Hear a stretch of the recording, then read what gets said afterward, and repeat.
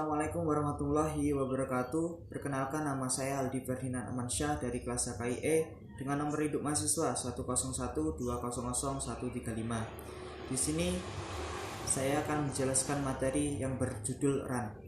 Untuk pembahasan yang pertama yaitu tentang pengertian RAN. Secara etimologis, RAN berarti tetap atau lestari. Sedangkan menurut syarak gadai artinya menyandra sejumlah harta yang diserahkan sebagai jaminan secara hak, tetapi dapat diambil kembali dengan tebusan. Dengan kata lain, RAN adalah menahan salah satu harta si peminjam atas pinjaman yang diterimanya, atau dapat juga kita sebut sebagai gadai.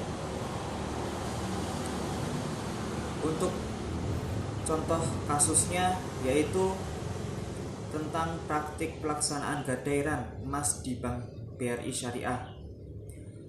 Praktik pelaksanaan gadai emas di Bank Syariah meliputi berbagai aspek seperti pengertian, manfaat, karakteristik, peraturan dan persyaratan, peranan, dan perjanjian.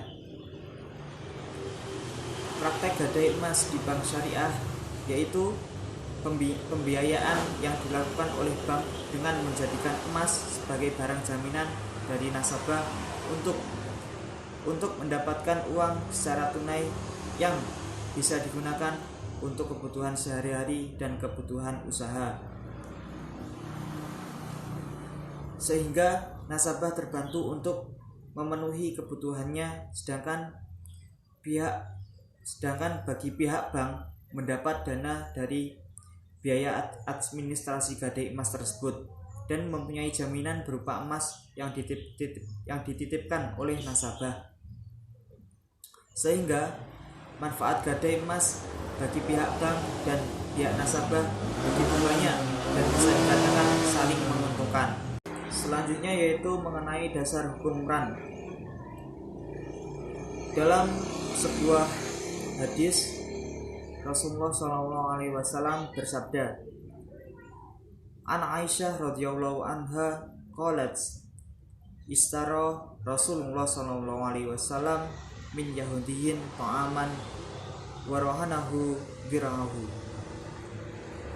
Yang artinya, Aisyah radhiyallahu anha berkata bahwa Rasulullah membeli makanan dari seorang Yahudi dan meminjamkan kepadanya baju besi. Hadis riwayat Bukhari.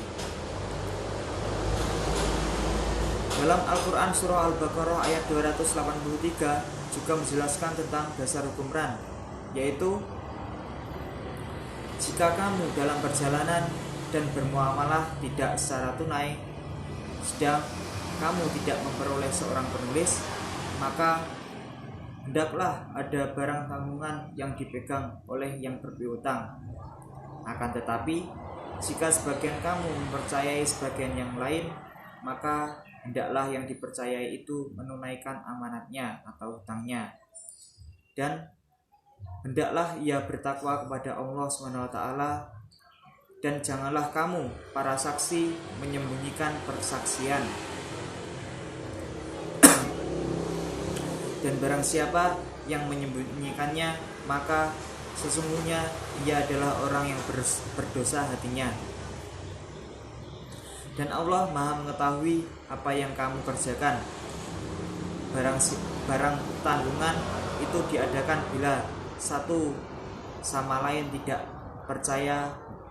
mempercayai. Quran surah Al-Baqarah ayat 283. Pembahasan selanjutnya yaitu tentang rukun dan syarat RAN. Untuk rukunnya yang pertama yaitu akid atau orang yang berakad. Selanjutnya yaitu ma'qud alaih atau barang yang diakadkan. Yang terakhir yaitu zigot atau akad gadai. Untuk syaratnya yaitu orang yang melakukan akad harus sudah balik dan berakal sehat. Selanjutnya syarat yang terkait dengan orang yang berakad adalah cakap bertindak hukum. Untuk selanjutnya yaitu syarat zigot atau lafal tidak boleh dikaitkan dengan syarat tertentu atau dikaitkan dengan masa yang akan datang, karena akad gadai sama dengan akad jual beli. Syarat almarhum bihi atau hutang adalah merupakan hak wajib yang harus dikembalikan kepada orang tempat berutang. Tempat berutang utang itu boleh dapat dilunasi dengan barang jaminan tersebut. Untuk selanjutnya yaitu syarat barang jaminan adalah harus jelas bentuk barangnya, dapat diperjualbelikan, milik sah, dan dapat diambil manfaatnya. Untuk masa berakhirnya ran yang pertama yaitu barang dikembalikan kepada pemiliknya. Selanjutnya barang dijual paksa oleh murtahin. Yang ketiga, orang yang berhutang sudah melunasi hutangnya. Yang keempat, hutang dibebaskan atau dipindah tangankan. Yang kelima, orang yang berhutang meninggal. Yang terakhir yaitu pembatalan gadai oleh orang yang berakat. Untuk kesimpulannya yaitu ran merupakan suatu akad utang piutang dengan menjadikan barang yang mempunyai nilai harta menurut pandangan syarak sebagai jaminan, hingga orang yang bersangkutan boleh mengambil utang. Ran itu hukumnya jaiz atau boleh berdasarkan Al-Quran surah Al-Baqarah ayat 283, as-sunnah Rasulullah SAW, ijma' para ulama, dan fatwa Dewan Syariah Nasional Majelis Ulama Indonesia. Ran memiliki rukun, yakni rahin atau pemilik harta atau barang, kemudian murtahin atau penerima jaminan atas rahin, kemudian marhun atau harta atau barang yang dijaminkan, dan sigot atau ijab qabul. Rahin memiliki unsur, yakni barang itu sah milik rahin dan berkuasa atas barang tersebut. Marhun tersebut harus jelas ukuran, sifat, jumlah, dan nilainya. Nilai marhun ditentukan berdasarkan nilai real pasar atau fair value. Marhun bisa dipegang atau dikuasai langsung secara hukum positif. Pemilik boleh menggunakan atau memanfaatkan marhun, namun penggunaannya tidak mengurangi nilai atau harta, dan apabila marhun mengalami kerusakan atau cacat ketika digunakan, maka rahin wajib memperbaikinya atau menggantikannya. Mungkin hanya ini yang bisa saya jelaskan dari materi ran. Bila ada kurang lebihnya saya mohon maaf.